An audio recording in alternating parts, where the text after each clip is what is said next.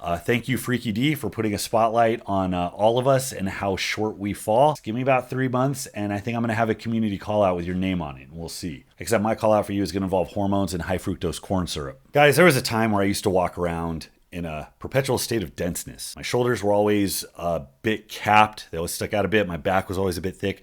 And my lifts were always a stone's throw away from being competitive at pretty high contests. That was always somewhat of a business card, that state of readiness, that thickness that I would walk around with. And it was what said to other people that maybe I know what the fuck I'm talking about, that I'm not to be dismissed. You never know until you talk to somebody, but that was the impression that I would give at first glance was, okay, this guy spent some time in the gym. I don't have that anymore. So now I'm trying to figure out how to exist in this space where I'm increasingly starting to look like somebody put an action figure in the microwave. Insult got added to injury when this week I got the mogging to end them all. I got hate mogged. It wasn't a regular mog. This is a separate category. I got hate mogged. Not once, but twice. First time came from Dennis Arnold, Freaky D. Dennis Arnold did a community call out with me, Zach Tellender, a couple other people, where he challenged us to post our first squat we ever caught on camera, and our best squat, the best squat we've done in our career since then. And it's kind of a fun challenge. I recommend you guys check it out. And then D proceeded to post his squats. And boy, did he post a squat. He posted a 775. And it looked like he couldn't have been competing any higher than the 242s. I don't know. Regardless, never in my training career have I been within a Frost Giant's testicle of a 775 squat. So I'm going to call it a humble mogging. It's not quite a humble brag. He humble mogged us. Man, if I was sitting on a near 800-pound squat, and if I was back in my early days before I had any subs, if I found a way to like put that in the face of these other creators and be like, suck on that, I absolutely would have. That was a brilliant strategy, not just as a way to get recognition for a lift, but as a way to bring other people into it and to get some buzz, build recognition. So the YouTube analytics part of my brain is like, fucking well done, sir. And then the old beat up lifter part of my brain is like, go fuck yourself, because I'm not entirely sure I could squat 500 pounds right now. So I'm in a position where not only do I look like I've been dining at Whataburger a little too frequently throughout the week. Whataburger is fucking awful, by the way. You guys in Texas that swear that is some special shit, holy crap. Don't get me started on that rant. There's an In-N-Out 1 mile away from the Whataburger. Take a ride. In fact, get out of your car. You fat Texans, go walk to In-N-Out. It's a better experience. You'll be healthier, you'll live longer. I'm super proud to have Boostcamp as a primary sponsor of this channel. Not only is Boostcamp the easiest and most intuitive way to track your training and your progress, not only is it absolutely free to use, not only does it feature an immense library of some of your favorite programs, but it features an exclusive library of programs you will not find anywhere else. In fact, there's so much content there. I'm actually doing a series specifically dedicated to the programs that you will only find on Boostcamp. Stop what you're doing right now, click the link below, download Boostcamp. And guys, as I film this channel just hit 100,000 subs like 5 minutes ago, and that number would not have been possible without the support of sponsors like Boostcamp. Hats off to you, Dennis.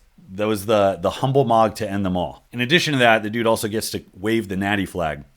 So like the French guys in Monty Python and the Holy Grail, he gets to tell us that our father smells of elderberries and he farts in our general direction while he waves his flag of nattiness in his tower of moral superiority. So the call out worked. I concede. I got to get on my knees and I got to pay homage because what he posted was highly impressive.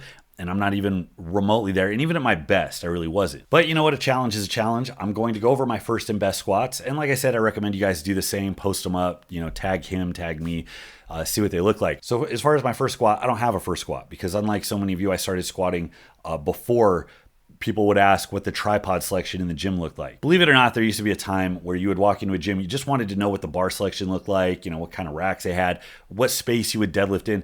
Now you walk in and you're like, yeah, that's great, but what's your tripod selection look like? Do you have something that fits a Galaxy S23 and do I have to take my case off? The case is kind of thick. Do you have something that'll clamp on? That's where we're at now. I started lifting long before that, so I didn't start filming my squats until like 2012. So my first squat that I have on Instagram, after I was already late to the game with Instagram, I posted up this video of me squatting, and it was me 3 or 4 months after my ankle break. I had to have a full ankle reconstruction. I have a plate and 12 screws in there because I broke my ankle completely off the bone by base jumping into an alligator pit because I was trying to save a lost puppy. Actually, no, I was roller skating and I was a little drunk. So that's the story behind that. But after that moment, I lost most of my flexibility in my right ankle. And even now it's kind of a pain in the ass. So this is me trying out this wider low bar stance, hips coming back.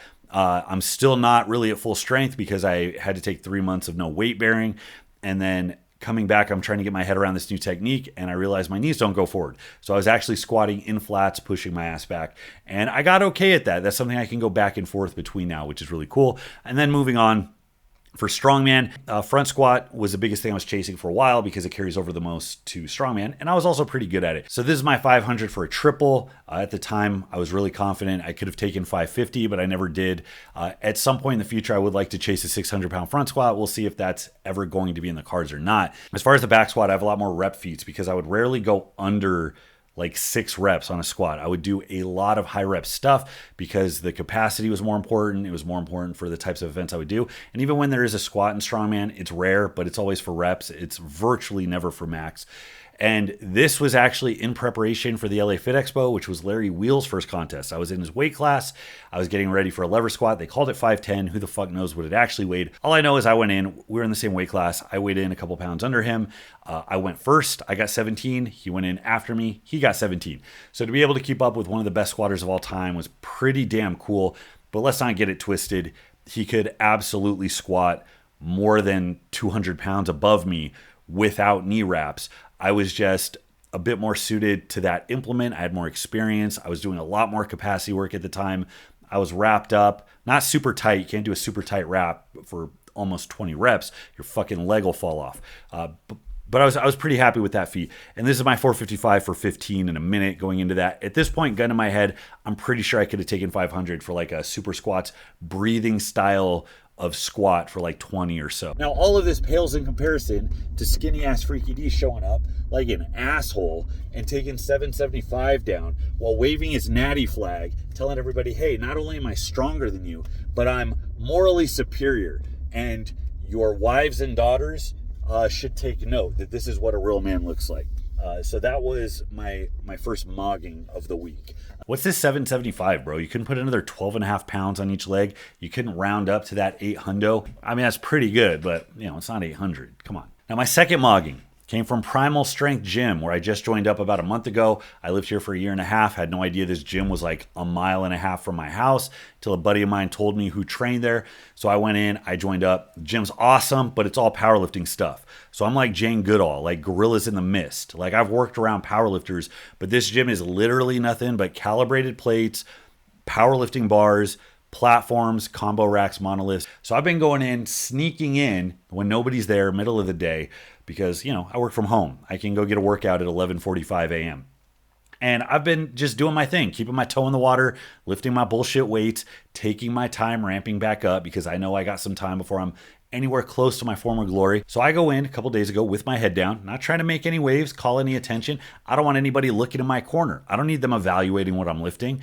I just want to get the shit in and get out. Well, I walk in, and who do I see loading up plates on a bar out of the corner of my eye besides Shane Hunt, who is on his way to become one of the greatest deadlifters in the world, if he's not already in contention for that. He was just at the Arnold, where he pulled 810 for 6, and he did something like 900 for 4 sumo. So at that point, I was already like deflated. Now, I don't hang around world-class athletes and expect to keep pace. That's a really stupid mindset. I learned my lesson a long time ago about not biting off more than you can chew by chasing people who are way outside of your wheelhouse. But knowing that gap that existed, knowing how far I have fallen, like I said in the beginning, knowing that I don't have that business card to show like, hey guy, I lift too. So long story short, I'm doing my speed work, which means I'm lifting bullshit weight today. Now, even if I was doing heavy work, it would still be bullshit weight. But that's besides the point. As I'm loading up my plate and as I'm getting through my work sets, I'm trying to find a way to at least make it look like I'm working. To at least make it look like I'm not just there with my thumb up my ass. I'm putting out effort because this hoss is over here just tearing through his warm-up sets like a Viking pillager. Like he's just running through Northern Europe. And I'm just sitting there, and you try not to look But at the same time, the guy's been lifting his whole life to have people look at him lift. Like, I'm going to look at him lift, but I'm trying not to like fanboy or be overly eager. And at the same time, I'm trying not to be like too removed, too aloof, because then you act like a douchebag that's like too good. And I can't have people thinking that either. So I'm just like trying to, be like reasonably impressed, reasonably engaged.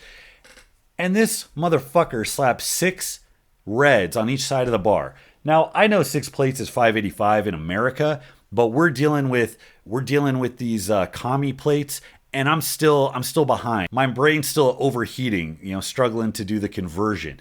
So I'm adding it up, and I'm like, that's 716. So I watch with bated breath. I'm sitting on the bench trying to make it look like that double I did at 440 just really took it out of me. And I see him go over, and he does a first rep. And it's conventional, which I like seeing big sumo pullers pull conventional.